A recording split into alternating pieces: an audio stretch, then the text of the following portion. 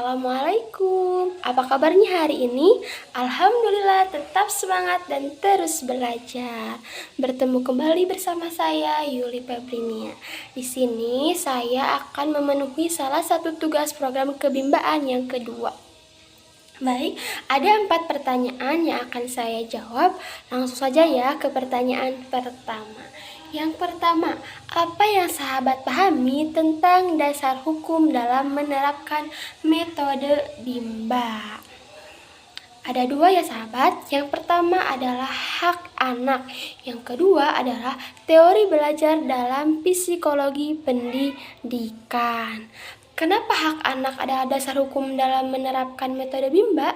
Karena fitrah anak terlahir sebagai pembelajar. Sebagaimana yang tercantum dalam 7 nilai dasar Bimba pada ayat yang kedua, yaitu bahwa setiap anak adalah anugerah dari Tuhan yang Maha Kuasa yang diamanahkan kepada setiap orang dewasa. Begitu juga yang tercantum dalam ayat yang kelima, yaitu bahwa bimbingan belajar anak merupakan hak anak sekaligus kewajiban setiap orang dewasa. Agar menjadi pembelajar, caranya harus seperti apa?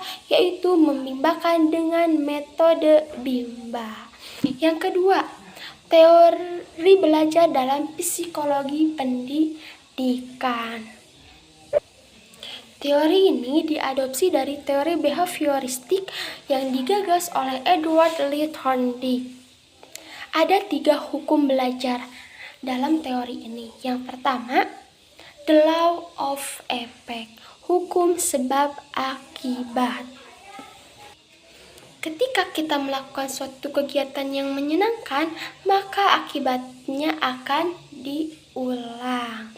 Selanjutnya, the law of exercise, yaitu hukum latihan.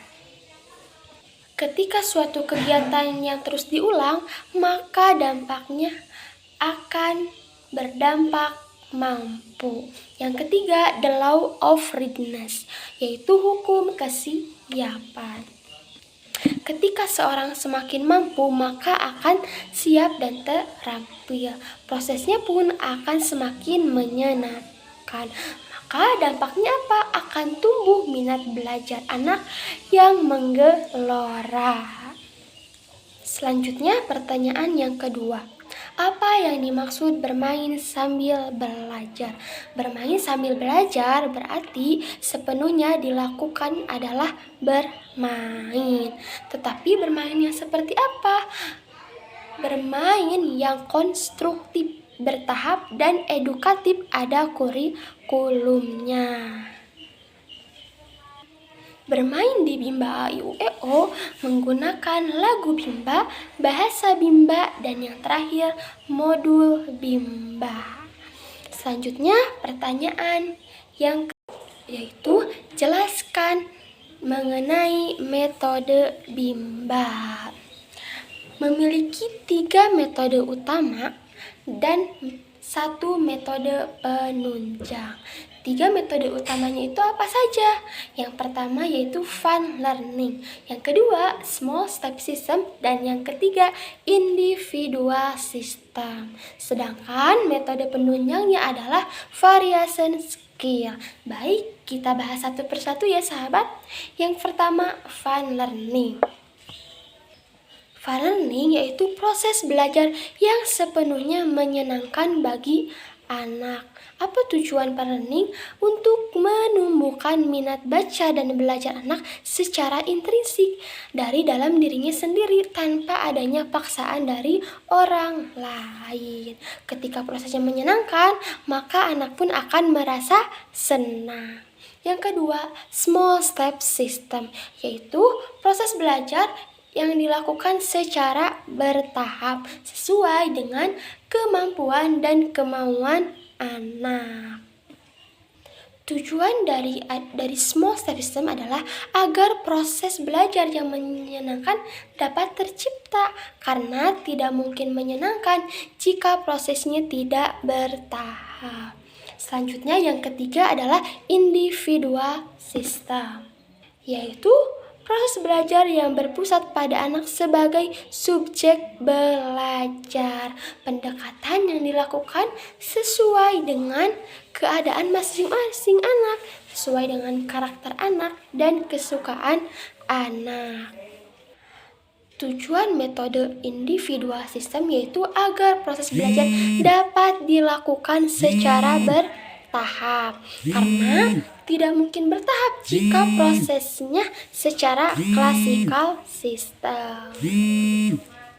Selanjutnya, metode penunjang limbah yaitu variation skill, yaitu kemampuan yang harus dimiliki oleh setiap motivator untuk memvariasikan aspek belajar dengan kegiatan belajar. Aspek belajar itu ada 3 ya teman-teman. Yang pertama aspek afektif. Seperti apa aspek afektif? Yaitu seperti bernyanyi, berdongeng, bercerita. Ya, yang kedua, aspek kognitif, yaitu yang berkaitan dengan kerja otak. Seperti apa ya, sahabat? Yaitu membaca dan berhitung. Dan yang ketiga, aspek psikomotorik. Tetapi aspek psikomotorik ini terbagi menjadi 2. Yang pertama, psikomotorik kasar dan yang kedua, psikomotorik halus. Psikomotorik kasar itu seperti apa? Seperti menangkap, menari, itu yang termasuk psikomotorik kasar. Selanjutnya psikomotorik halus seperti apa? Yaitu seperti mewarnai, menulis, dan menarik garis. Maka kita sebagai motivator harus mampu memvariasikan ketiga aspek itu agar anak tidak cepat merasa bosan. Selanjutnya pertanyaan yang keempat, bagaimana hubungan antara fun learning dan bahagia?